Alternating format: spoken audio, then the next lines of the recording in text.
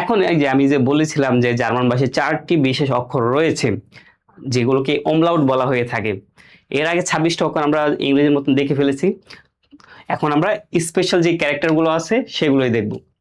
তো প্রথমেই যদি দেখি আমরা, এই যে এর উপরে যে দুইটা ফোঁটা দিয়ে জার্মানরা এটাকে কি বলে জানেন? এ এ এ অমলাউট, এ এ মানে যখন কেউ কিছু বলে আমাদের বেকুব বানায় ফেলে তখন আমাদের এক্সপ্রেশনটা কেমন হয়?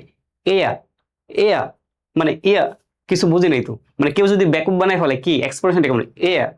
তো এরকম এখানে পুরোপুরি এক্স্যাক্টলি উচ্চারণটা দেওয়া নাই, কিন্তু উচ্চারণটা এভাবে হবে এয়া এয়া। ঠিক আছে, এর উপরে দুইটা জাস্ট এই যে ফোঁটা দিল, এটাকে বলবে তারা এয়া অমলাউট। ঠিক আছে, পরবর্তীতে দেখি নেক্সট, ওর উপরে এই যে জাস্ট দুইটা ফোঁটা দিয়ে ওরা ওদেরকে কি বলে ডাকে, এটাকে কি বলে ডাকে, সরি, এটাকে কি বলে ডাকে? ওর উপরে দুইটা ফোঁটা দিয়ে উ অমলাউট, উ উ অমলাউট, উ অমলাউট।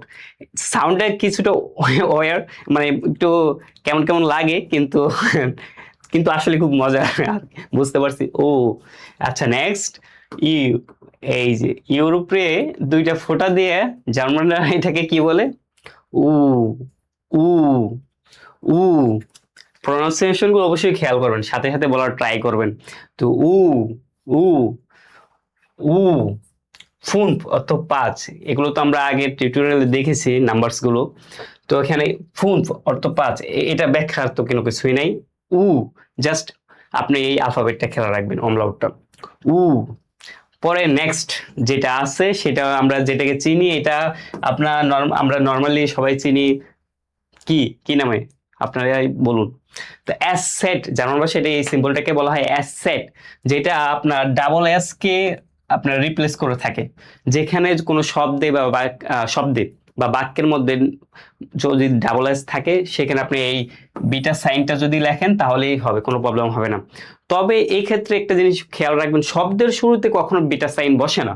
ঠিক আছে, তো অ্যাস সেট, এই বিটা সাইনটাকে কি বলে? As set.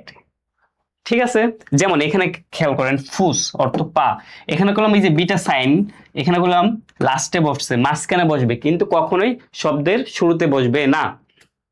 তো এটা নোট করে রাখতে পারেন, এটা আপনার যখন আরো ডিটেলস লেসন গুলো আসবে, পরবর্তী লেসন গুলো, তখন জানতে পারবেন। তো ফুস অর্থ পা, অ্যাসেট অ্যাসেট। ঠিক আছে, তো আজকে এই যে বিশেষ যে অক্ষরগুলো আছে সেগুলো তো দেখানো হলো।